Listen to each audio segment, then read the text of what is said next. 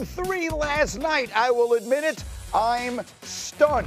Pacers hosting the Thunder after the blowout that was Game 2. This one was nip and tuck through the whole first half. Third quarter now. Tyrese Halliburton, space, and he knocks down the three. Oh, is that a shot attempt? Oh, I'm sorry. Are we seeing an aggressive Hallie? That's the kind of play that you need to win these playoff games in the NBA Finals. The other side, it's Chet Holmgren who had 20. OKC a 2-point lead. 5 seconds left in the third.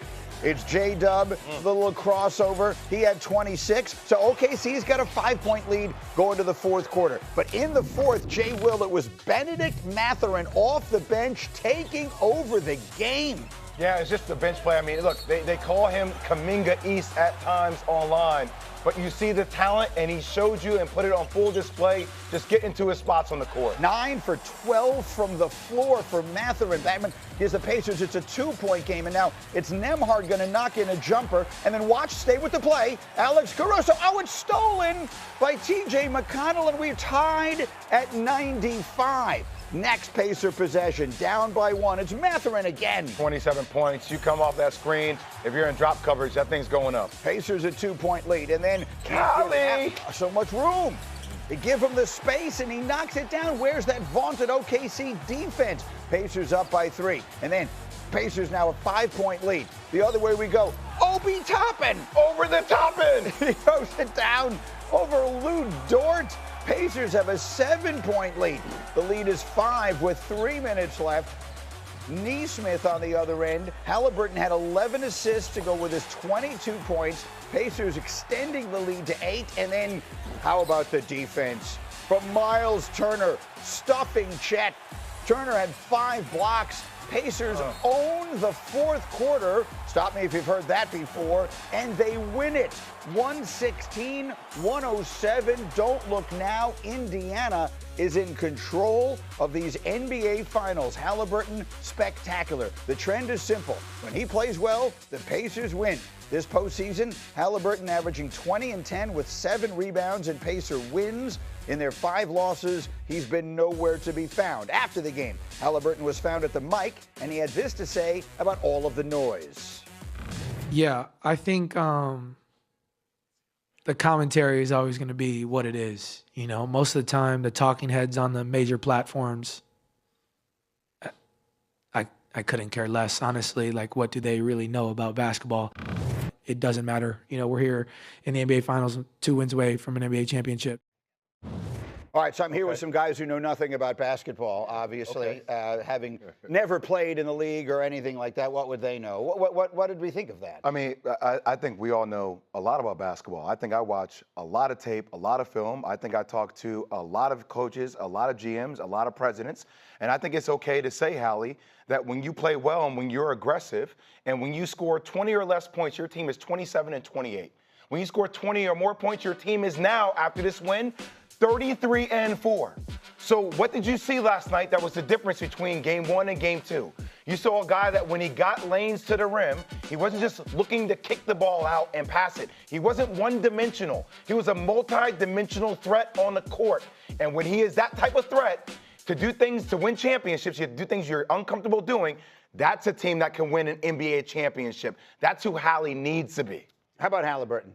I mean, I agree with Jay, man. I mean, as a player, you want to say that you don't pay attention to these things, but the proof is in the numbers. Like, I mean, Ollie, we all are active basketball players, my guy. I mean, like, you know that these guys need you to score. Obviously, you can facilitate the game. You could come close to winning.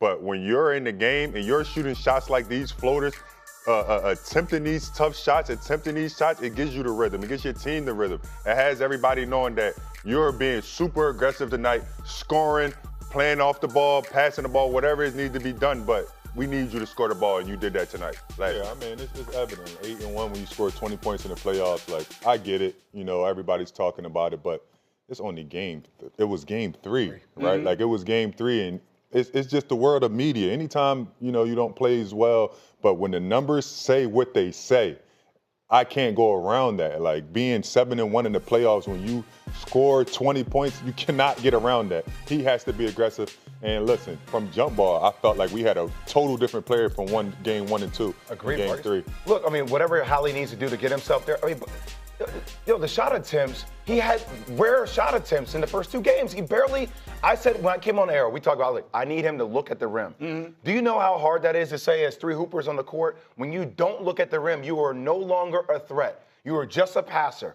and that's who he made himself in the first 2 So I'm going to get Windy in here. Obviously, you were there for it all last night in the postgame and everything else. And so the Halliburton storyline is one piece of this, Brian Windhorst. But I was looking through your notes and listening to your coverage after the game last night. The other piece is these Pacers in the fourth quarter. You've been talking about it since before the playoffs began. They just wear teams down. Yeah, when Rick Carlisle throughout the Eastern Conference Finals kept using the number 13. He kept saying it's about 13 days. Well, the number the Pacers are using now is 18. They're trying to win this 18-day period. That means outlast the Thunder in that stretch and outlast them in the game. They are plus 33 in the fourth quarter of this series. The Pacers over the first 3 quarters are getting outscored by the Thunder by 27. That is their game plan. Their game plan is to wear you down. And if you watched how they approach this, from the opening tip, they're playing 3-quarter and full court. They were not even allowing free inbound passes at times. You saw those TJ McConnell plays. They were picking Shai Gilgeous-Alexander up and bumping him and getting into him. And, Chet Holmgren was brilliant in the first quarter of this game. In the fourth quarter, not so much. Shai Gilgeous-Alexander, brilliant early in this game. In the fourth quarter, not so much. This is how the team is built. This is their strategy. It is about winning the bench, and the Thunder have a great bench. But they got outplayed massively in that area last night, and really that's kind of where the game came down to. After game 2, a game in which the Pacers got blown out, and we were all talking about, well, OKC has reestablished, their dominance, and they'll just sort of run them off the floor from this point. Windy, you even pointed out on our show on Monday morning, the Pacers scored 60 points in the second half of that game. I know some of it was garbage time, but the point is, this has been their strategy throughout the playoffs, Windy. If they can get you deep into a game, they feel like they're going to win, and the overwhelming majority of the time they do. Everybody who's involved with this series thinks that the Thunder have the best defense of their most last decade or so. The Pacers are feeling it every day, but there have been 6 halves played in this series. The Pacers have shot over 50% in 4 of them. They've scored over 60 points in 3 of them. Yes, there are moments where the Thunder, squeeze them and shut them down. But for the most part, the Pacers are finding ways to make damage on this defense. It's one of the most relevant things that we are seeing happening. And that struggle, what I thought was firmly in Oklahoma City's favor, is looking more and more like it's something the Pacers can manage. They are putting points on the board against this team. So where do we stand right now is an interesting question. You got Indiana up 2-1 with home court advantage headed to Friday night. Charles Barkley on the post game last night said the Thunder need to storm the beaches in Game 4. Listen. Friday night is D-Day. Friday night is D-Day. That's their season. Yeah. If they get down 3-1, they're not going to win this series. Now, if they get it to 2-2, they go back to being the favorite. But Friday night, it's their game. So let's make this as clear as we can make it. As far as Las Vegas is concerned, as far as ESPN Bet Sportsbook is concerned, OKC remains a significant favorite in this series, despite being down 2-1. The numbers have come down, but that is still, for those of you who don't speak gambling, minus 240 is still a healthy favorite in the series, and they are 5.5-point favorites to win Game 4 tomorrow. So if I were to look you in the face right now, Marcus, and I were to say, where do we stand here? He's been on it since the beginning. Yeah. I mean, you actually did pick Indiana before the thing began, which you're the only person I know who even considered it. Do you feel right now like the Indiana Pacers have the edge in these finals? Definitely. You're up 2-1 and you go back home for Game 4. Like, you definitely have the edge. But like I said in the beginning of this series, their pace will give OKC defense problems. If you can tell in the fourth quarter, the best thing about the fourth quarter is that they bring TJ McConnell in, Obi Toppin, Ben in, and they play extremely fast, right? That's how you wear teams down. That's how you get them to be undisciplined. When we talk about OKC, we know how they play in the passing lanes. We know how they play. They play really boxes and elbows when you got a one-on-one player. But this defense, this second unit from the Pacers play with fast pace, continue to play, the ball continue to move, and it continues to make them be a little bit undisciplined. And that's a young team, and that's what shows. Keith, Pacers in the advantage. I know I'm speaking the obvious because they're up 2-1, have home court advantage. And so maybe it's just me not believing what my eyes are showing me, but I think OKC has been, and as I just showed you, remain a prohibitive favorite. Who do you favor right now in this series? I think I have to go with Marcus in this one. I think I favored the Pacers, right? Because it's a lot of stability. Even game 2, right? You look at the box score; they only made 2 more shots than Indiana, and I think that Indiana has a lot of energy, right? A lot of confidence right now, right? And they're home. This game on Friday, like Chuck said, means a lot, and I think that they're in prime position to win the championship right now. I gotta be honest, I have no damn clue. I have no idea. Yeah. I usually have a say, but I have no clue. A game of adjustments.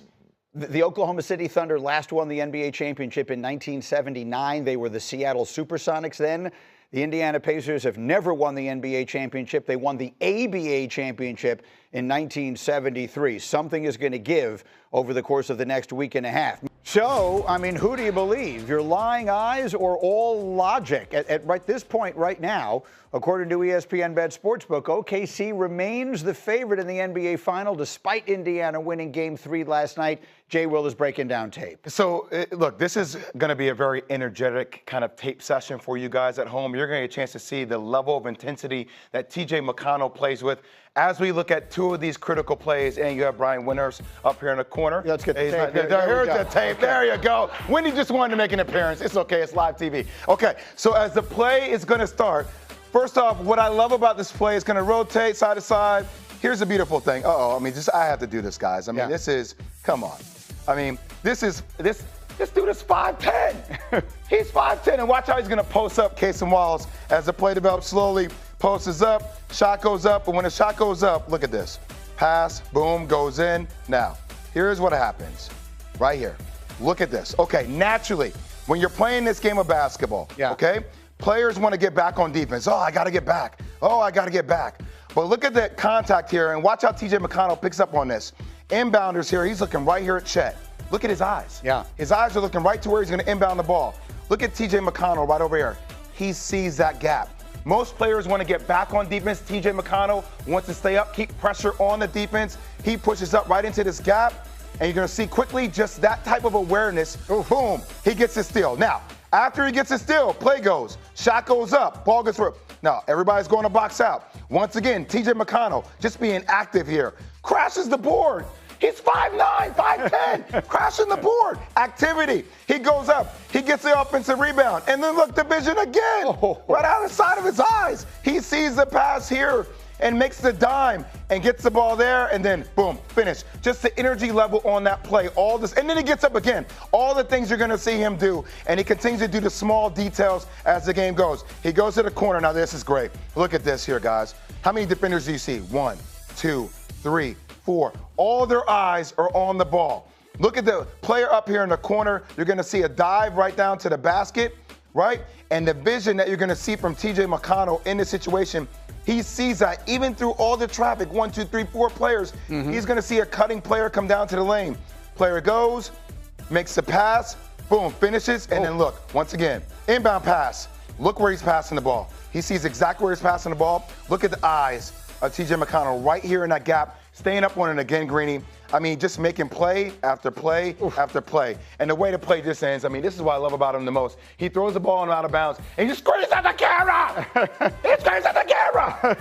That's the type of energy you need to have in order to beat the Oklahoma City Thunder. Absolutely. Okay? You've got to match their fire with your fire. Oklahoma City is supposed to be the team that squeezes the life out of you, and it's Indiana that's doing it, and those are great examples. Heartbeat is just pounding. No, but that's really well done, and it goes to show you sometimes, like they use the phrase, they just seem to want it more. You know, that's wanting it more. You know, both sides want it, but he played last night like he wanted it more. That's outstanding tape. And so the Pacers have a 2-1 lead headed to Game 4 of these NBA Finals. The drama has really unfolded, and we will have all the action for you tomorrow night, 8:30 Eastern. The game's on ABC, on ESPN Deportes, and on ESPN Radio. Coverage tips with NBA Countdown at 8 o'clock Eastern Time.